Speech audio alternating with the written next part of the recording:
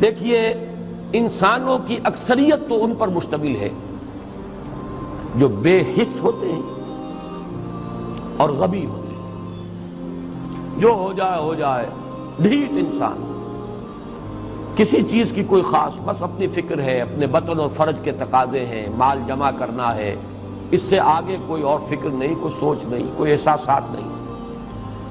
کسی کے دل پر کیا بیت رہی ہے ہمیں کیا، وہ جانے. کوئی بھوکا ہے ہمیں کیا، ہم کسی کے ذمہ دار تو نہیں. لا ابالی، جیسے آ چکا ہے پچھلی صورت میں، من بخل واستغنی استغنا. ان لوگوں کو چھوڑ دیجئے تو ایک اقلیت انسانوں کی ایسی ہوتی ہے جن کے لیے میں دو لفظ استعمال کر رہا ہوں، ذہین اور حساس. ذہین اور حساس لوگوں میں قبض اور بسط کی کیفیت، یہ مختلف سائیکلز ہیں جو آتی رہتی ہیں.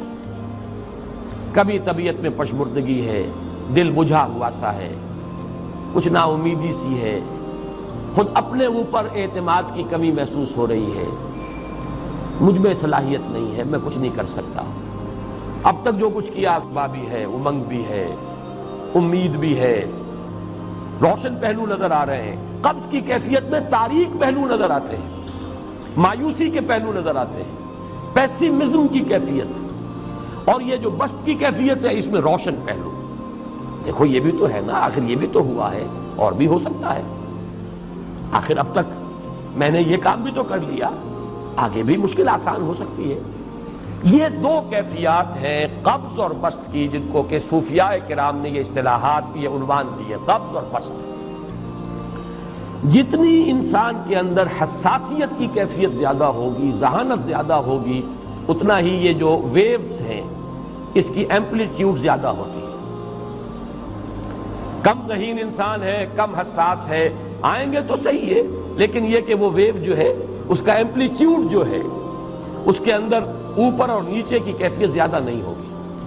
لیکن جتنا یہ معاملہ بڑھتا ہے، یہ جو ویو ہے اس کے ایمپلیٹیوڈ بڑھتا چلا جاتا ہے. لیکن نارمل انسان کا معاملہ یہ ہے کہ یہ حدود کے اندر رہے. اسی کی ایک کیفیت جو ہے ایب نارمل جب ہو جاتا ہے، یہی ہے جو جدید ہماری جو سائیکولوجیکل میڈیسن ہے اس میں اسے مینیکس ڈپریسو سائیکوسس کہا جاتا ہے. مایوسی ہوئی تو اتنی ہوئی کہ جیسے کمر ٹوٹ کر رہ گئی. اور اسی ڈپریشن میں ہوتی ہیں خودکشیاں، خودکشی کر جاتا ہے ڈپریشن. کچھ روشن پہلو نظر ہی نہیں آ رہا. اور جب کیفیت ہوتی ہے انشراح کی تو آدمی خوب بھاگ رہا ہے، دوڑ رہا ہے، امنگ ہے، محنت ہے، دوڑ رہا ہے، امیدیں ہیں. اب ہر چیز کا روشن پہلو نظر آ رہا ہے. عجیب ہے یہ. اصل میں مجھے کچھ تجربہ بھی ہوا ہے، ہمارے خاندان میں بھی یہ مرض موجود رہا. میرے والد مرحوم کافی طویل عرصے اس مینیک ڈپریسو سائیکوسس کے مریض رہے. کچھ ہوتا ہے یہ معاملہ. ویسے بھی شاید ہمارا خاندان جو ہے اس کیٹیگری میں آتا ہے جس میں ذہانت نسبتاً کچھ زیادہ ہے، حساسیت بھی نسبتاً کچھ زیادہ ہے. یہ دوسری بات ہے کہ کوئی شخص جو ہے یہ فلسفے کے طور پر اختیار کر لے کہ اپنے آپ کو ڈھیٹ بنا لینا ہے، یہ فلسفہ بھی بن سکتا ہے. لیکن یہ ہے کہ اگر آدمی چھوڑ دے اپنی طبیعت کو تو یہ دونوں کیفیات آتی ہیں.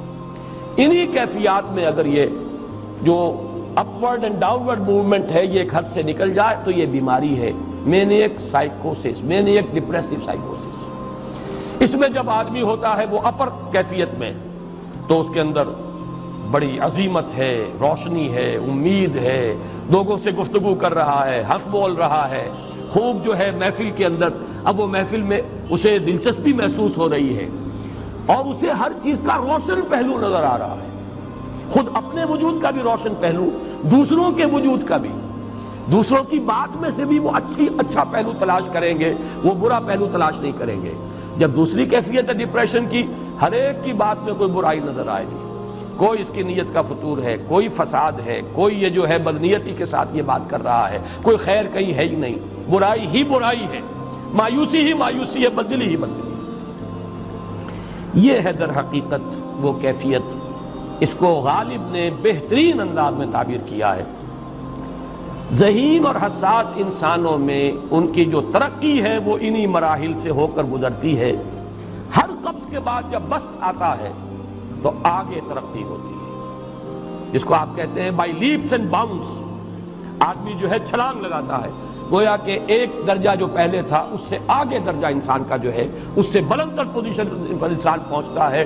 ہر قبض کے بعد جو نیا بست آتا ہے وہ ایک نئی کیفیت، نئی شان، نئی بلندی، نئی رفعت لے کر آتا ہے۔ اس کو غالب نے تعبیر کیا ہے بہت خوبصورت انداز میں، رکتی ہے میری طبع تو ہوتی ہے رواں اور، یہ ہے وہ معاملہ جو ان آیات مبارکہ کے پس منظر میں ہے۔ اسی لیے اب میں آپ کو اس کا حوالہ دے رہا ہوں، تفسیر مظہری میں قاضی ثناء اللہ پانی پتی رحمت اللہ علیہ نے بہت عمدہ بات فرمائی ہے کہ حالت قبض اگر کسی شخص پر طاری ہو تو اس حال میں اکسیر کا درجہ رکھتی ہے یہ سورہ مبارکہ، اس لیے کہ یہ نازل ہوئی ہے محمد الرسول اللہ صلی اللہ علیہ وسلم پر اسی حالت قبض میں۔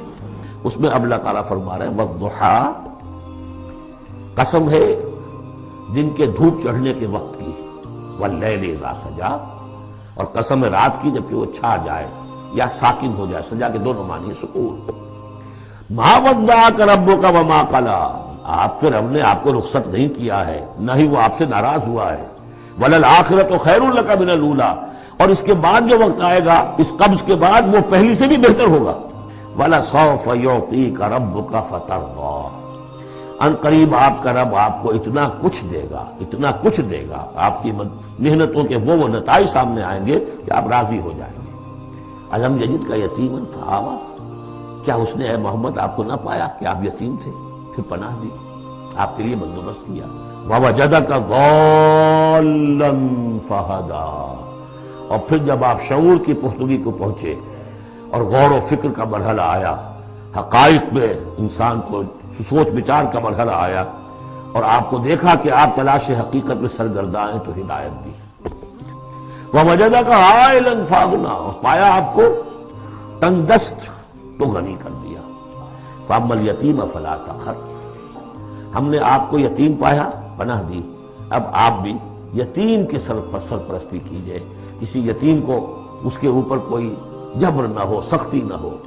وَأَمَّا السَّائِلَ فَلَا تَنْهَرْ، اور آپ جب کہ تلاش حقیقت میں سرگرداں تھے تو ہم نے آپ کو ہدایت دی، اسی طریقے سے اب آپ کو بھی کوئی شخص سائل بن کر آپ کے پاس آئے سوال کرے اسے جھڑکنا نہیں ہے۔ وَأَمَّا بِنِعْمَةِ رَبِّكَ فَحَدِّثْ، اور جو ہدایت تمہیں دی ہے ہم نے اب اسے عام کرو، یہ نعمت ہے، آپ کے رب کا انعام ہے، یہ ہدایت جو آپ کو عطا ہوئی ہے اس کو بیان کرو۔